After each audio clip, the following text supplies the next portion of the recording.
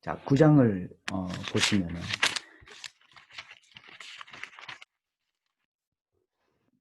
9장에는 날 때부터 맹인된 사람을 고치시는 실로암 물가 이야기가 나오죠. 여기 16절에 보시면 바리새인 중에 어떤 사람은 9장 16절입니다. 바리새인 중에 어떤 사람은 말하되 이 사람이 안식일을 지키지 아니하니 하나님께로부터 온 자가 아니라 하며 어떤 사람은 말하되 죄인으로서 어떻게 이러한 표적을 행하겠느냐 하여 그들 중에 분쟁이 있었더니 라고 그렇게 이야기를 합니다. 이것도 역시 표적이라고 그렇게 이야기를 하고 있는 것이죠. 표적이라고 하는 이 말의 배후에 어떤 의미가 담겨 있을까? 이거는 자 보십시오. 9장 1절부터 예수께서 길을 가실 때 날 때부터 맹인된 사람을 보신지라 제자들이 물어 이르되 라삐 이 사람이 맹인으로 난 것이 누구의 죄로 인함이니까? 자기니까 그의 부모이니까? 예수께서 대답하시되 이 사람이나 그 부모의 죄로 인한 것이 아니라 그에게 하나님이 하시는 일을 나타내고자 하십니다. 보통 유대인들은 누군가가 큰 질병을 갖고 태어났으면 그 사람의 죄 때문인가 아니면 그 사람의 부모의 죄 때문인가라고 하는 그런 어떤 인식이 있었습니다. 그래서 이 질문을 하게 되거든요. 근데 예수님은 그게 아니라 하나님이 이 사람을 통해서 무엇을 하실지를 나타내고자 하신 그 목적이 있다라고 하는 것으로 설명을 하십니다. 때가 아직 낮음에 나를 보내신 이의 일을 우리가 하여야 하리라. 밤이 오리니 그때는 아무도 일할 수 없느니라. 네. 참 좋은 말씀이죠.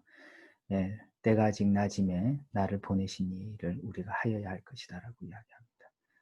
모든 사람은 밤의 때가 오겠지요. 네. 나이가 들어서 혹은 기력이 쇠약해져서 아니면 병이 들어서 누군가는 밤이 올 텐데 그러나 그 밤이 오기 전에 우리에게는 낮의 시간을 보내고 있다라고 하는 것입니다. 그 낮의 일에 해야 할 것이 무엇인가? 우리가 해야 할, 즉 하나님이 우리를 보내신 이에 그 일을 주님의 일을 우리가 해야 된다라고 하는 것을 가르치고 있습니다. 5절에 보니까 내가 세상에 있는 동안에는 세상의 빛이라라고 그렇게 이야기하고 있습니다. 아주 핵심적 내용이죠. 제가 여기다 메모를 했는데 9장 5절. 왜 지금 실로암 목가에 있는 이 날 때부터 맹인된 사람 이야기 속에서 예수님은 내가 세상에 있는 동안에는 세상의 빛이라고 이야기를 예수님 하실까요? 그러면서 이 말씀을 하시고 땅에 침을 뱉어서 진흙을 이겨 그의 눈에 바르시고 이르시되 실로암 못에 가서 씻으라 하시니 실로암은 번역하면 보냄을 받았다는 뜻이라. 얘가 씻고 밝은 눈으로 왔더라. 그렇게 해서 고침을 받는 것을 이제 보게 됩니다. 뭘 말할까요? 왜 소경은 앞을 못 볼까요? 소경 앞을 못 보는 이유는 그 안에 빛이 없기 때문에 그런 것이죠. 자, 빛을 볼 수 없기 때문에 소경의 눈은 모두 다 어둠밖에 없습니다. 그럼 잠시 눈을 감고 한번 그 상황을 여러분들 스스로가 한번 재현해 보시면 좋겠습니다. 그게 얼마나 고통스러울까라고 하는 거죠. 그리고 눈을 한번 떠 보십시오. 그리고 우리 주변에는 빛이 있음을 여러분은 보게 됩니다. 지금 저도 강의하면서 잠시 눈을 감아보았고 눈을 떠보았습니다. 자, 이것이 평면적으로 나타나는 우리 삶 속에서의 눈을 감고 눈을 뜨고 누군가는 맹인이고 누군가는 멀쩡한 정상인이고 한 우리의 이 구조 속에서 우리가 오늘날 빛을 보고 살아갈 수 있다고 하는 것을 느끼며 감사하며 사는 것, 이게 얼마나 중요한가를 다시 한번 생각해 하는 그런 본문이지요. 누군가가 맹인된 상황에서 빛을 봄으로 해서 눈을 뜰 수 있다고 한다면 그것 역시 얼마나 소중한 일인지를 우리에게 보여주고 있는 말씀입니다. 그러나 이것보다 요한복음은 한 걸음 더 들어갑니다. 뭐라고 이야기를 하냐면 우리가 아까 요한복음 1장에서도 우리가 보았던 것처럼 요한복음 1장에는 다름 아닌 예수님이 빛으로 이 세상에 오셨다라고 이야기를 합니다. 좀 전에 또 5절에서도 내가 세상에 있는 동안에는 세상의 빛이다라고 그렇게 예수님 말씀하시죠. 예, 세상의 빛이다라고 이야기하는 그 말 속에 단순히 예수님은 이 맹인의 눈을 뜨게 하는 기적 행사자가 아니라 그 이상을 넘어서서, 요한복음에는 그 이상을 넘어서서 그 기적을 행하시는 그 분은 바로 이 세상에 단순히 기적 행사자를 넘어서서 바로 이 세상에 빛으로 오신 분이다라고 하는 훨씬 더 심도 있는 메시지를 요한복음은 전해주고 있다라고 하는 것입니다. 그런 점에서 요한복음은 아주 깊은 그 세계를 다루고 있다. 굉장히 신학적이고 영적인 복음서다라고 하는 것을 우리가 오늘 이러한 말씀들을 통해서 볼 수 있다라고 하는 겁니다. 자, 여기까지 우리는 요한복음의 두 번째 특징을 보게 되는데, 그 특징 중에 하나는 예수의 기적을 표적으로 언급한다라고 하는 점에서 그렇다라고 하는 것을 살펴보았고요. 세 번째로 건너가서, 이것도 요한복음에 나타난 아주 독특하고 흥미로운 부분인데, 요한복음에는요 7번에 걸쳐서 I am 구절이 있다. 일종의 상징성인데 I am 구절이 있다라고 하는 것을 우리가 기억해야 됩니다. 이게 무슨 말이냐면요 7번에 걸쳐서 나는 뭐이다 라고 하는 I am 구절이죠. 예. 나는 뭐이다. I am the bread of life. 뭐 이렇게 생명의 떡이다 라고 하는 것. 이게 7군데에 걸쳐서 있다라고 하는 것이죠. 우리가 이걸 이제 구절마다 한번 볼 텐데, 제가 한번 쭉 보여드리면 7군데, 즉 나는 생명의 떡이다. 그리고 좀 전에 본 것처럼 세상의 빛이다. 그리고 나는 양의 문이다. 나는 선한 목자다. 예수 말씀하십니다.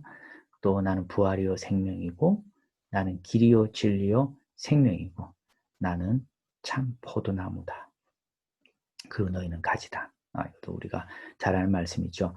자, 이와 같이 7군데에 걸쳐서 나는 뭐이다라고 하는 약간은 상징적인 의미를 가지고 있는 말씀들이 요한복음 안에 있다라고 하는 것을 보게 됩니다.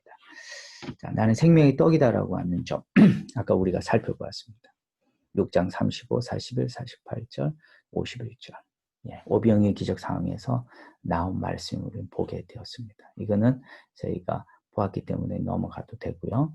이것도 마찬가지입니다. 세상의 빛이다. 좀 전에 막 본 사건과 관련해서 8장 12절, 9장 5절에서 우리가 살펴볼 수 있는 그 같은 내용이죠.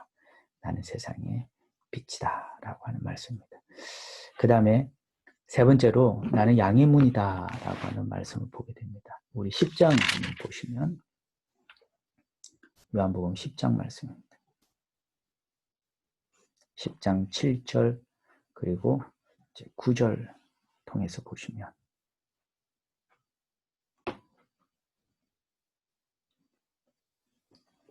10장 7절과 10장 9절입니다. 그러므로 예수께서 다시 이르시되 내가 진실로 너희에게 말하노니 나는 양의 문이라. 나는 양의 문이다 라고 이야기합니다. 그리고 9절에서도 내가 문이니 누구든지 나로 말미암아 들어가며 구원을 받고 또는 들어가며 나오며 꼴을 얻으리라. 내가 문이다 라고 그렇게 이야기합니다. 누구든지 나로 말미암아 들어가며 구원을 받고 또는 들어가며 나오며 꼴을 얻으리라. 네, 그렇게 이야기를 합니다. 양의 문이다 라고 하는 것. 이건 제가 좀 설명을 드려볼게요. 어떻게 양의 문이 될 수가 있을까? 라고 할 때, 이건 여러분이 좀 상상을 하시면 좋겠습니다. 제가 좀 말로 설명할 때 여러분들은 머릿속에서 그림을 한번 그려보시길 바랍니다. 예, 이스라엘의 이 목동들은, 때로는, 주로 낮에, 목양을 하는데, 때로는, 필요할 경우에는, 늘 그런 건 아니었지만은,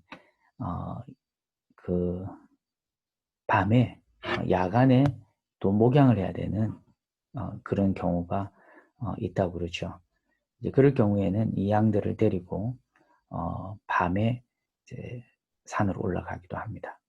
그러면 이제 얘들에게 이제 먹이를 먹여야 되는 좋은 공간을 찾고 그리고 난 다음에 밤에는 사실 보이지가 않잖아요. 그렇기 때문에 또 양들은 속성상 눈이 어둡거든요.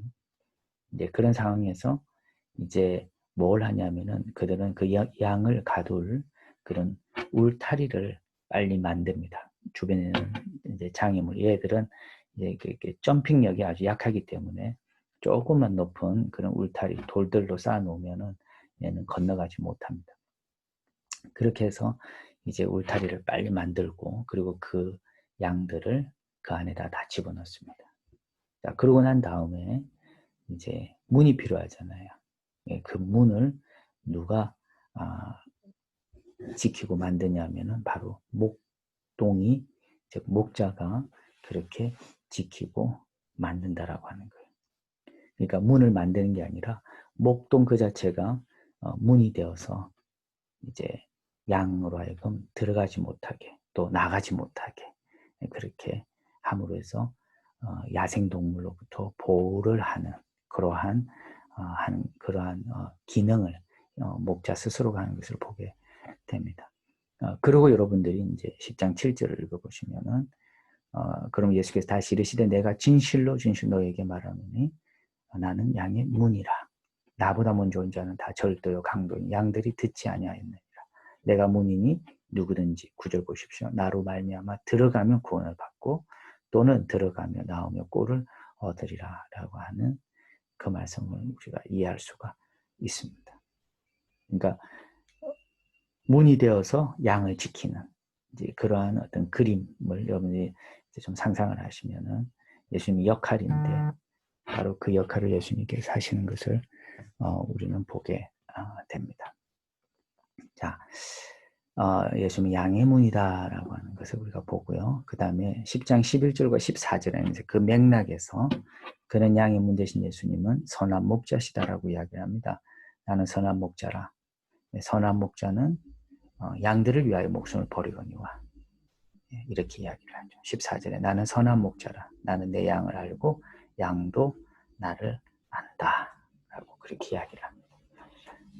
스스로 양의 문이 되신 예수님은 선한 목자가 되신다고 말씀합니다. 일반 목동의 모습을 보더라도 자기를 희생하면서까지 그 양들을 지키는 모습을 보게 됩니다. 양의 문이 되는 목동은 선한 목자가 되겠죠. 그걸 생각하시면 되겠습니다. 그 다음에 11장 25절을 보시면은 예수께서 이르시되 나는 부활이요 생명이다 라고 이야기합니다. 나를 믿는 자는 죽어도 살겠고 무릇 살아서 나를 믿는 자는 영원히 죽지 아니하리니 이것을 내가 믿느냐. 나는 부활이요 생명이다 라고 또 말씀하는 것을 우리는 보게 됩니다. 14장 6절에 보시면은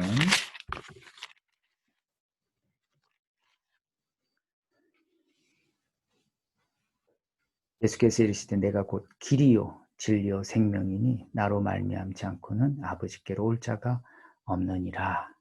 그렇게 이야기하고 있는 것을 우리는 또한 보게 됩니다. 나는 길이요 진리요 생명이다 라고 그렇게 이야기를 합니다. 15장 1절과 5절을 보시면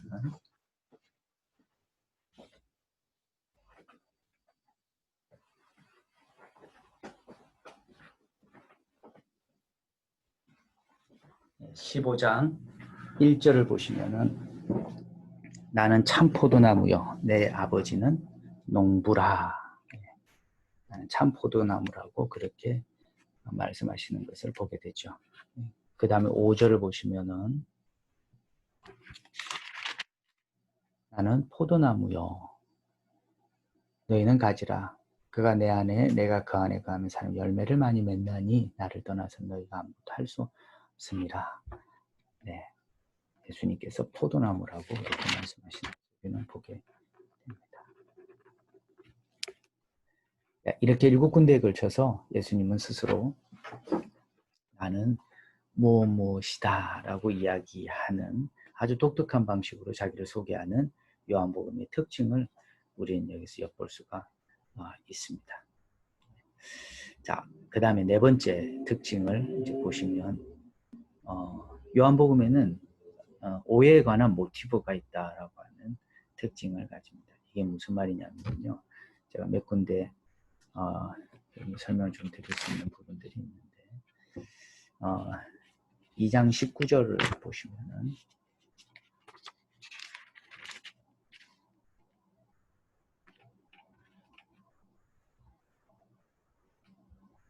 2장 19절부터 21절까지인데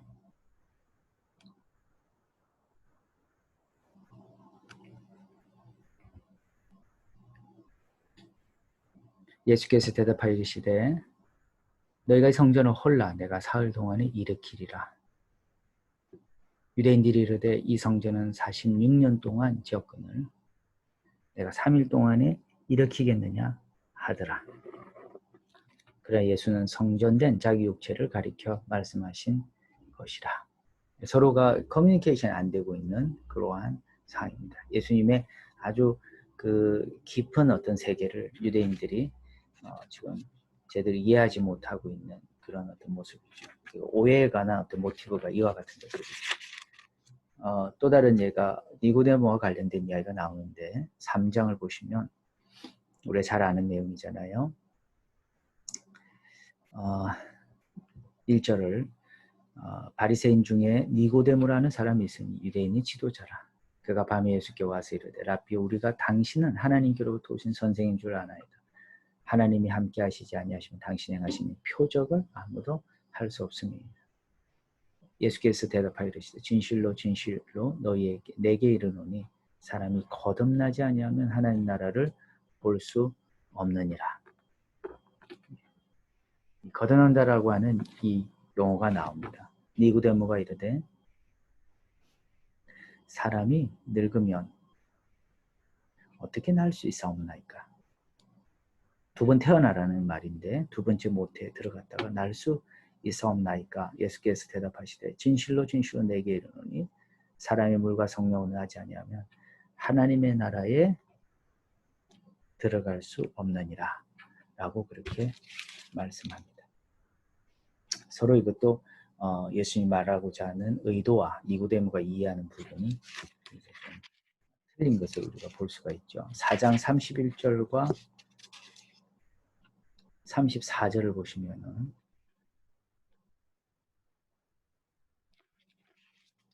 4장 31절부터 34절입니다.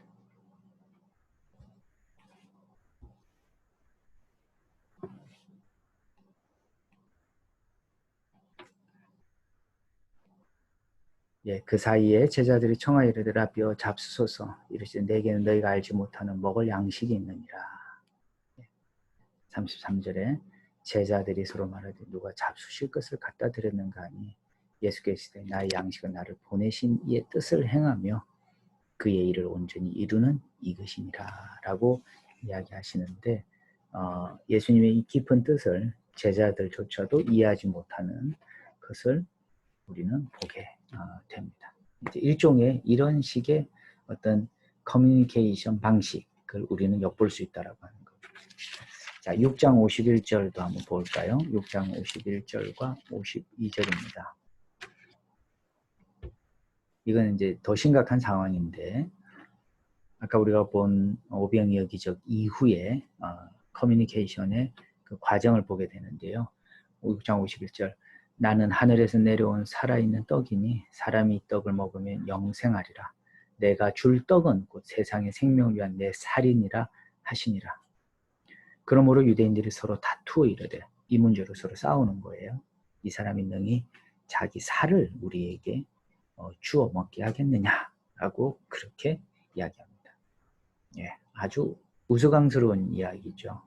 스스로 예수님은 깊은 어떤 영적인 이야기를 하고 있는 상황에서 나는 생명의 떡이다라고 그렇게 이야기를 했더니 유대인들은 그러면 우리에게 자기 살을 주어서 먹게 하느냐라고 이렇게 반론을 제기하는 것을 보게 됩니다. 굉장히 우스꽝스러운 그런 이야기를 우리는 여기서 볼 수가 있는 그런 대목이죠.